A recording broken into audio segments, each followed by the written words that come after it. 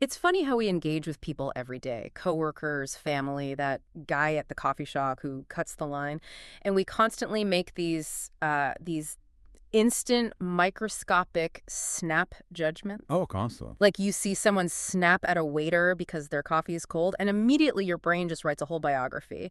You think, okay, that person is a jerk, they are arrogant, they probably kick puppies. It's a survival mechanism, really. I mean, we are wired to categorize threats and allies as fast as humanly possible. Right.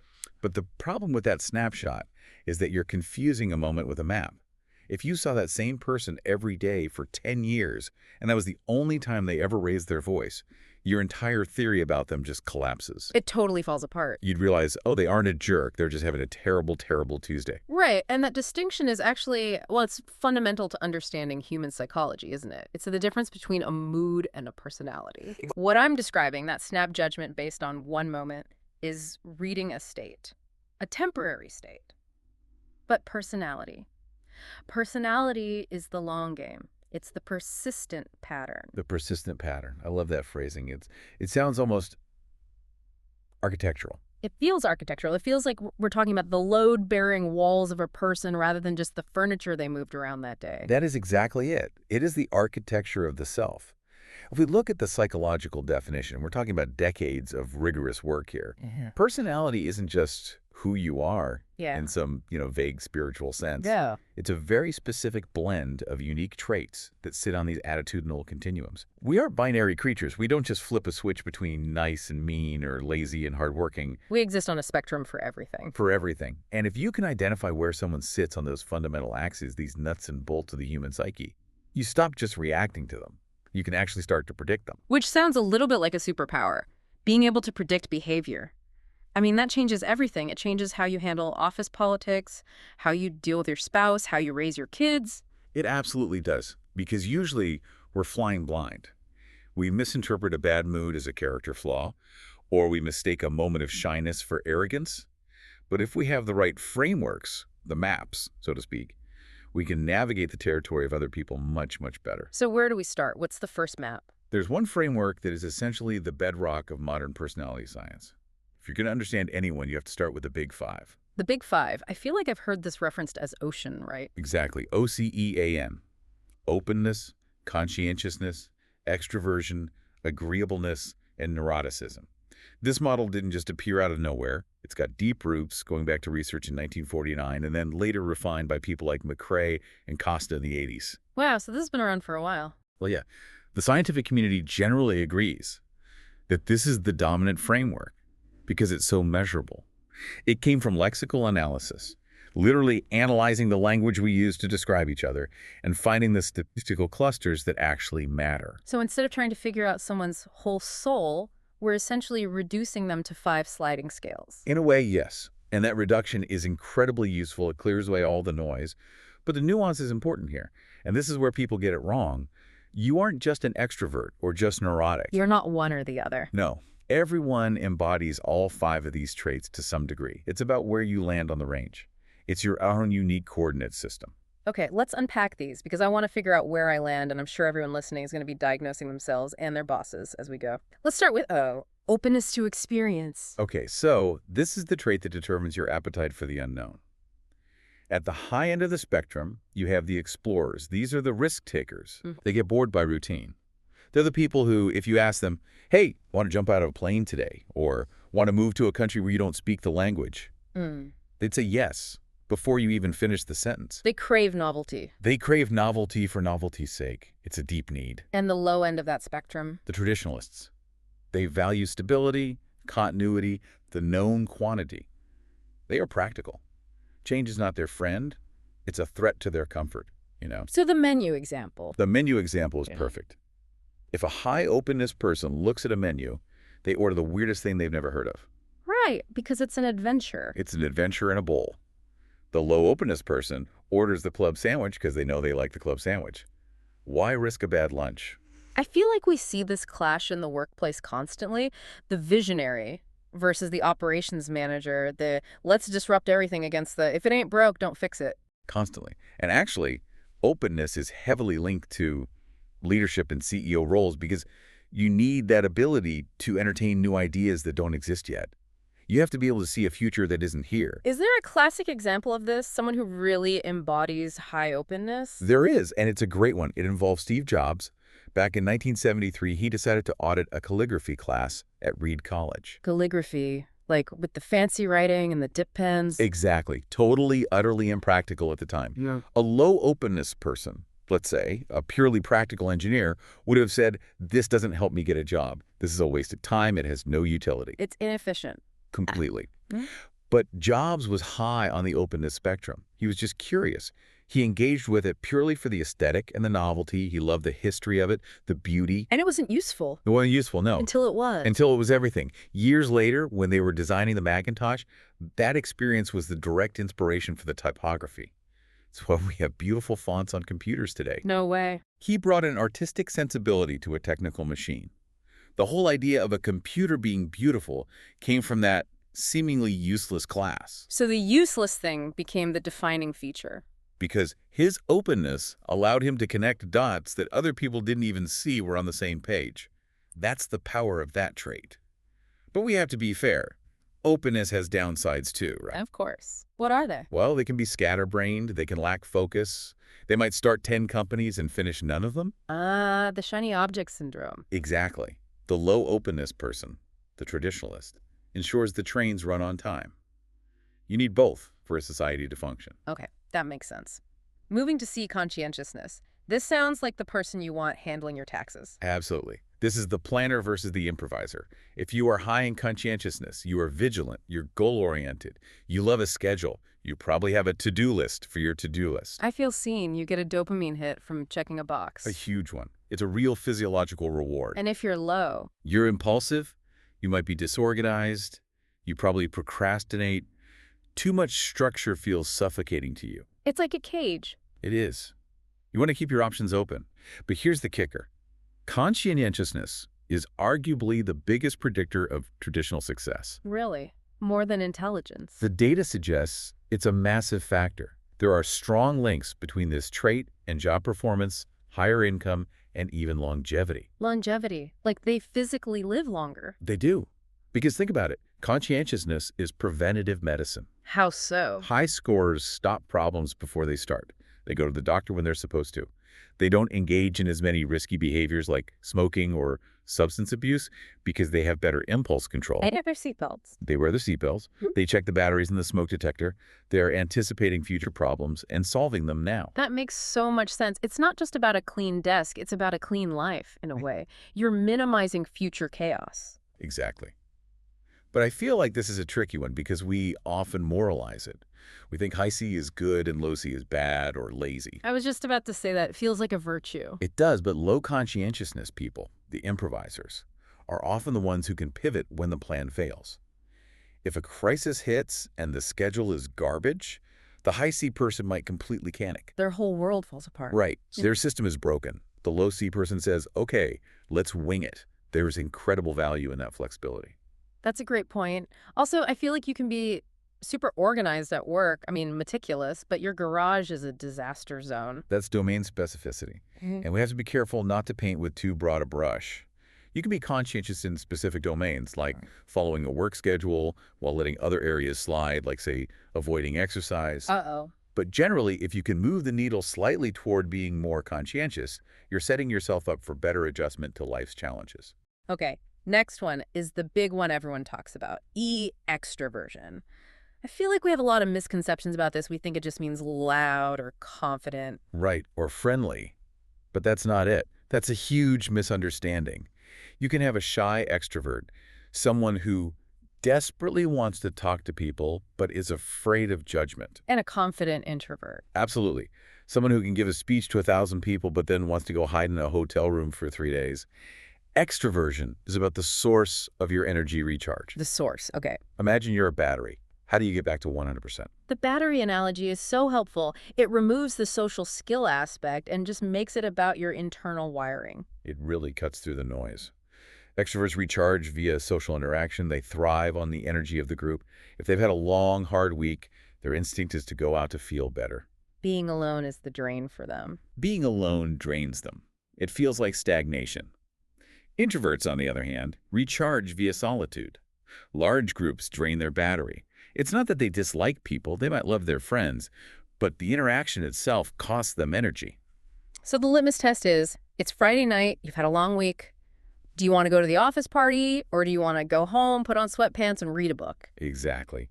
And deeper than that, how do you feel after the party? That's the real tell. The extrovert is buzzing. They're the last one to leave. They are energized by it. The introvert might have had a good time, but they are physically and mentally depleted.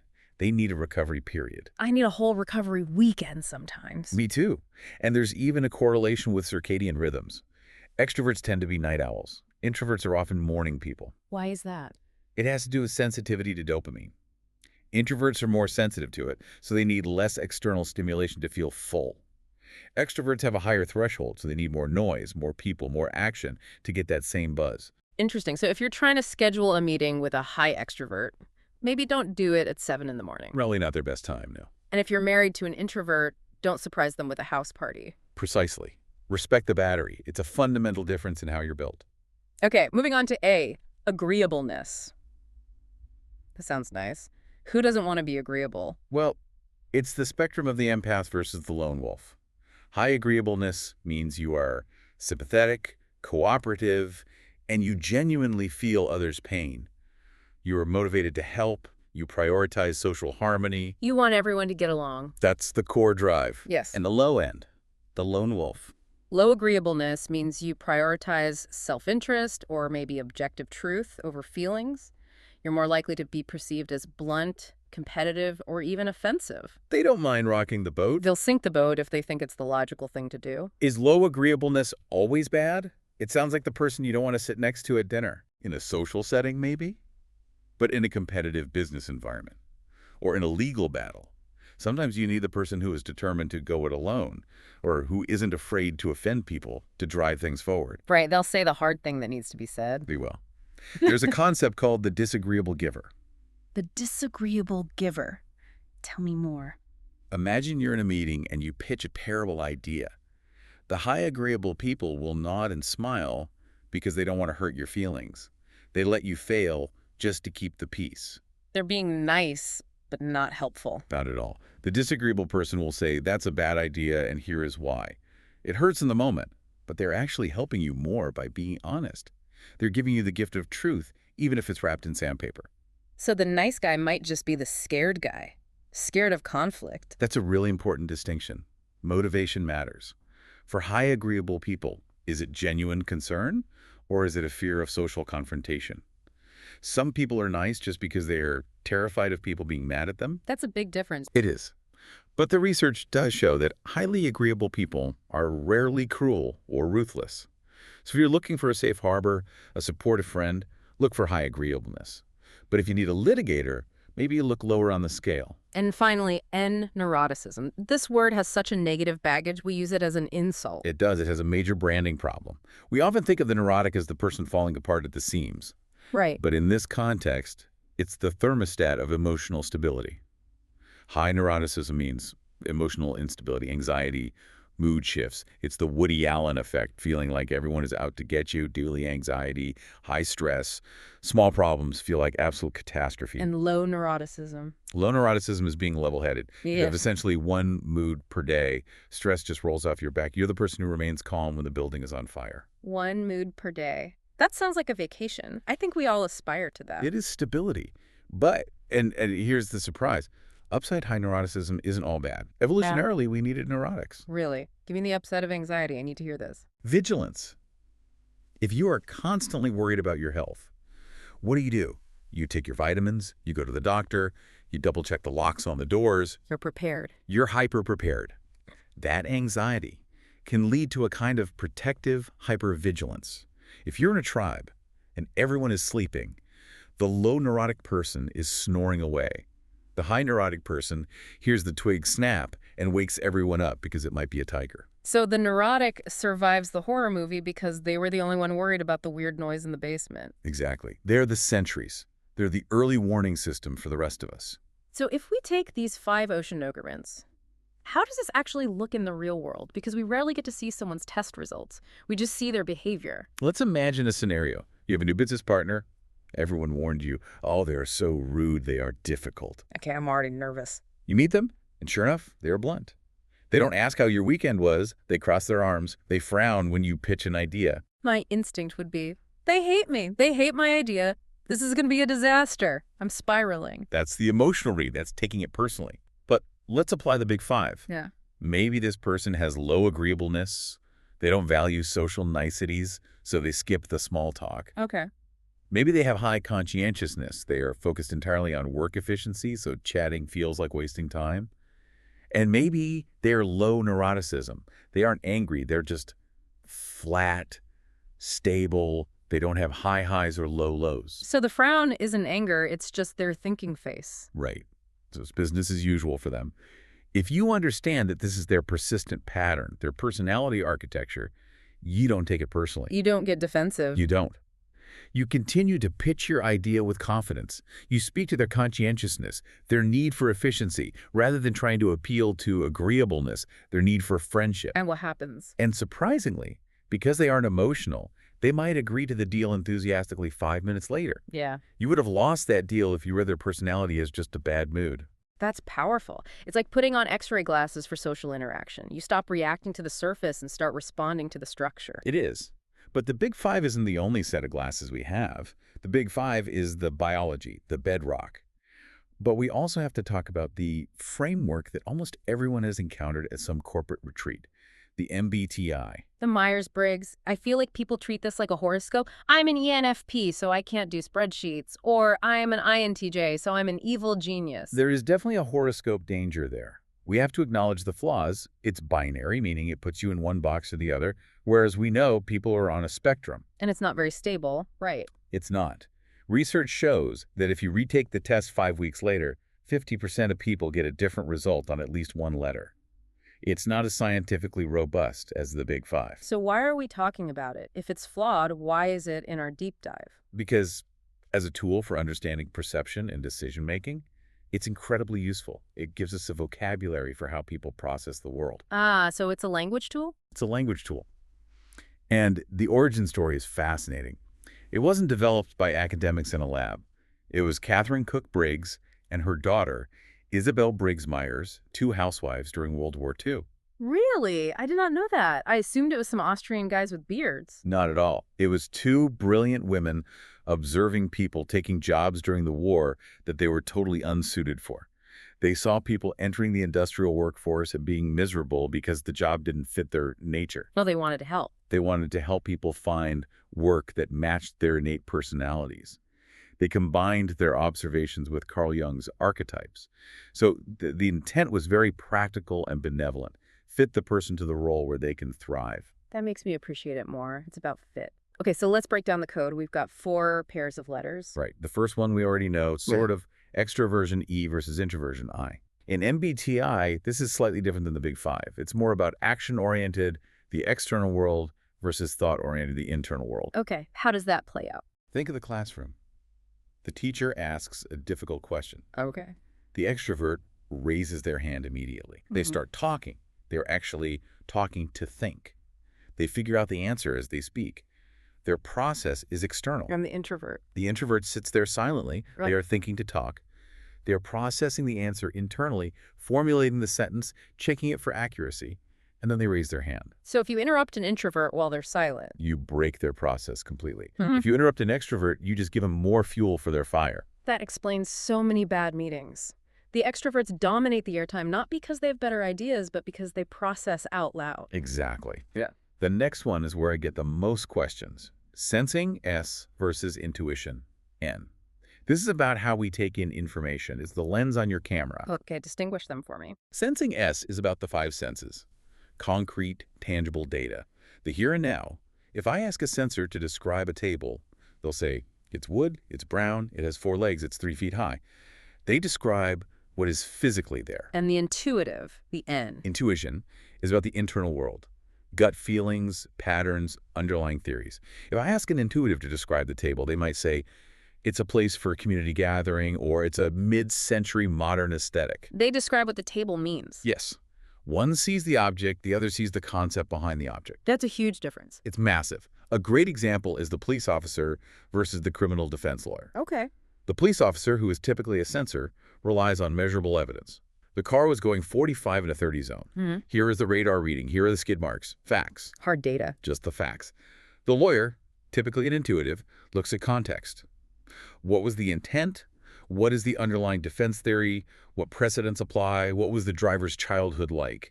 They're looking for the pattern, not just the hard data. I can see how those two would drive each other crazy in an argument. Just look at the facts. But you're missing the point. Exactly. That is the classic S versus N conflict.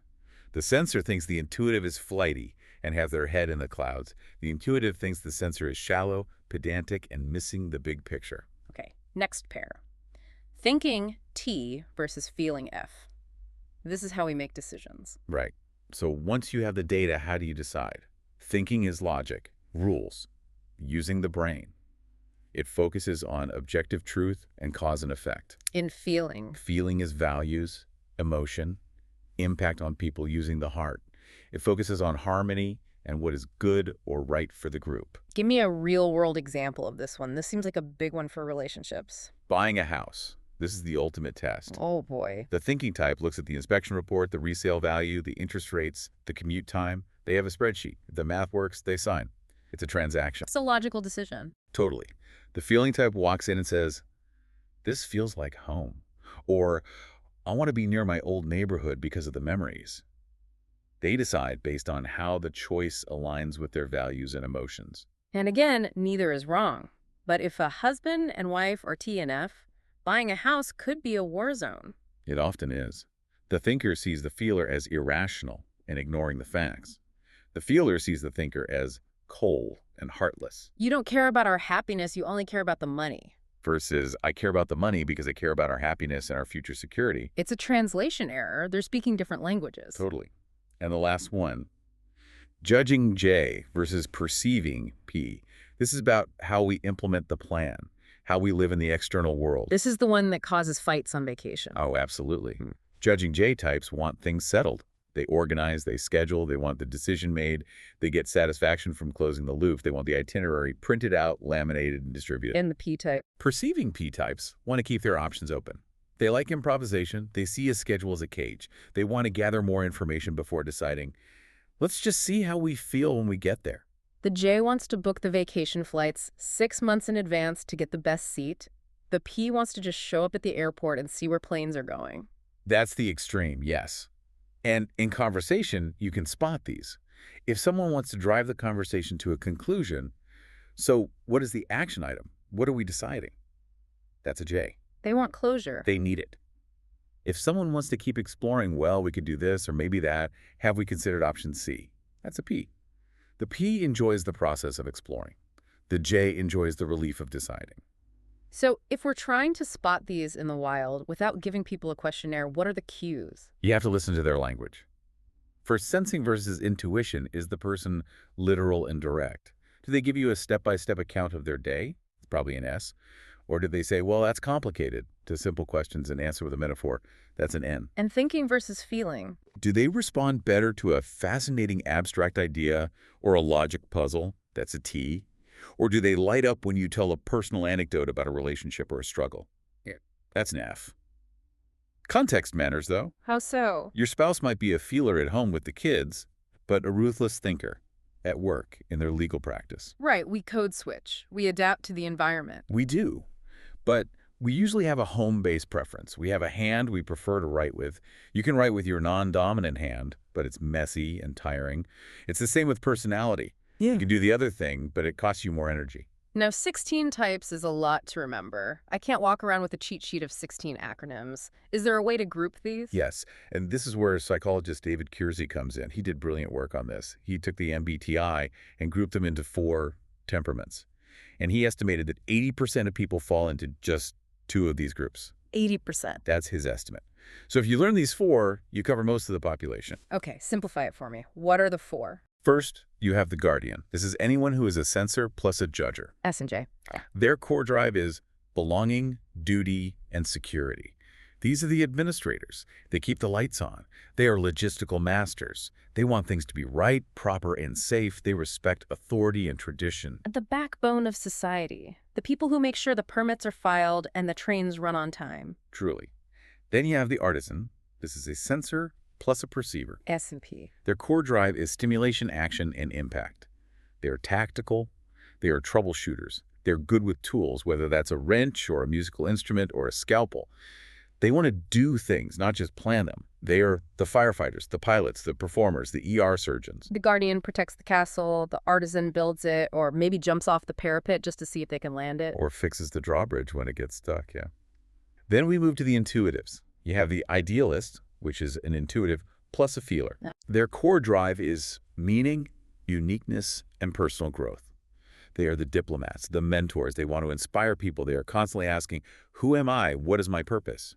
They are the HR directors who truly care about culture, the therapists, the writers. The poets and the soul searchers of the world. Exactly. And finally, the rational, an intuitive plus a thinker. NNT. Their core drive is competence, mastery, and knowledge. They want to understand how the system works. They are strategic. They don't care about tradition like the guardian or feelings like the idealist. They care about what works and what is true. The engineers and the scientists and the chess masters? Precisely. So if you're pitching an idea to a room, you need to speak 4 languages. Wow, okay. Tell the guardian how your plan increases security and follows protocol. This is safe and proven. Tell the artisan how it works practically and the immediate impact. This is cool and it works right now. Tell the idealist how it helps people and aligns with the mission. This matters and helps us be better. And tell the rationale, the logic behind it, and the strategic advantage. This is smart and efficient. That is incredibly practical. It moves it from psychology trivia to a communication tool. But there's one more layer we need to hit. I know where you're going. We've talked about the what with the big 5 and the how with MBTI. Now we need the why. The Enneagram. The Enneagram. This is the one that people get really obsessive about. I see this everywhere now. It feels like it's replaced the Zodiac for a lot of people. It has gained massive popularity. And the shift here is important. The Big 5 and MBTI focus largely on behavior and processing. The Enneagram focuses on motivation. It asks the question, why do you do what you do? So it's about the driver, not just the car. Perfectly put. It's often used for self-improvement because it highlights your faults and your deepest fears. It really holds up a mirror. It calls you out. It reads you for filth, as they say. It really does. It exposes your shadow. Yeah. There are 9 types. And instead of just listing them, let's look at them as archetypes we all know. Let's do it. Type 1. The reformer or the perfectionist. They are driven by a need for integrity. They want to be right. They are terrified of being bad or defective. Though they're best. They are ethical leaders who improve the world. At their worst, they are judgmental, critical, and self-righteous. Think of the strict teacher or the crusading moralist who can't relax because nothing is ever perfect enough. Okay. Type 2. The helper. Their core need is to be loved and appreciated. They are generous and giving, but the dark side, they can be manipulative. I did all this for you, so now you owe me love. It's transactional. It can be. It's the martyr mother or the over-involved friend who has no boundaries. Their deepest fear is being unwanted or unworthy of love. Type 3. The achiever. They want to be valuable, to be praised. They are the workaholics. They are adaptable and charming, but they can be narcissistic. They fear being worthless or having no value beyond their latest success. So they are constantly performing. Constantly. It's the star salesperson or the actor seeking applause. They can become chameleons who morph into whatever you want them to be, and in the process, they lose themselves. Top 4. The individualist. They need to be unique and special. They feel fundamentally different from everyone else. They're creative and emotionally deep, but they can be moody and temperamental. What's their fear? Having no identity, no significance. Think of the tortured artist who refuses to be happy because happiness feels too common or boring. Top 5. The investigator. They strive for knowledge and competence. They hoard information because knowledge makes them feel safe. They can be objective geniuses, but they can also isolate themselves. Why do they isolate? They fear being useless or incapable. They believe they need to know everything before they can act. It's a reclusive researcher who watches life from the sidelines, but doesn't participate for fear of being overwhelmed. Type 6. The loyalist. This is a really common type. They are faithful, hardworking, and great planners. but they're driven by anxiety and fear. They question everything. They can be paranoid. So they're always preparing for the worst case scenario. Always. They are the survivalist or the skeptical police officer. They are constantly scanning the horizon for what could go wrong. Their fear is being without support or guidance. Type 7. The enthusiast. The adventurer. High energy, loves variety, loves the next big thing. But the motivation, they're running away from pain. They're avoiding something. Yes, they fear being deprived or in pain, so they fill their life with constant distractions and new experiences. It's the thrill seeker who can't sit still because if they stop moving, they might have to feel something sad or empty. The challenger. These are the people who need to be in control of their own lives and destiny. They are assertive, protective, and direct. But they can be aggressive and domineering. Their fear is being controlled. Yes, their deepest fear is being harmed or controlled by others. It's the military commander or the bulldozing boss. They believe the world is kill or be killed, so they wear armor at all times. And finally, type 9. The peacemaker.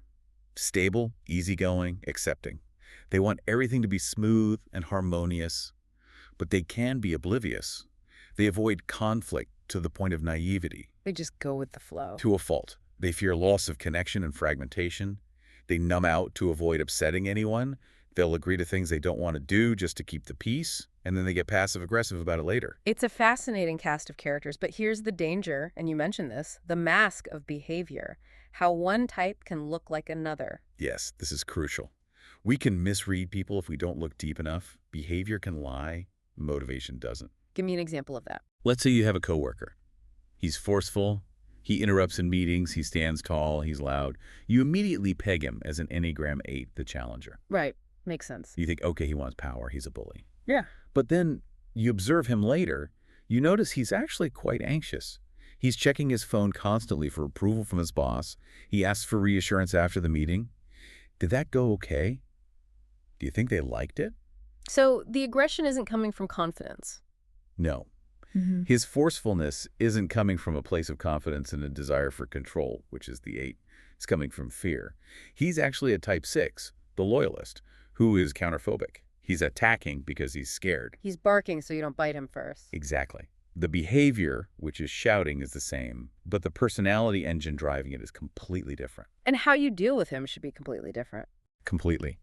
If you treat him like an 8, if you challenge him back and get in his face, he might crumble or panic. But if you realize he's a scared 6 and you offer him reassurance and security, hey, we're on the same team, this is going to work, his aggression might just vanish. You solve the fear, you solve the behavior. That's the key. That is the aha moment. It's not just about labeling people. It's about solving the puzzle of what they actually need. It breeds a kind of empathy. Precisely. And that leads us to the ultimate synthesis of all this.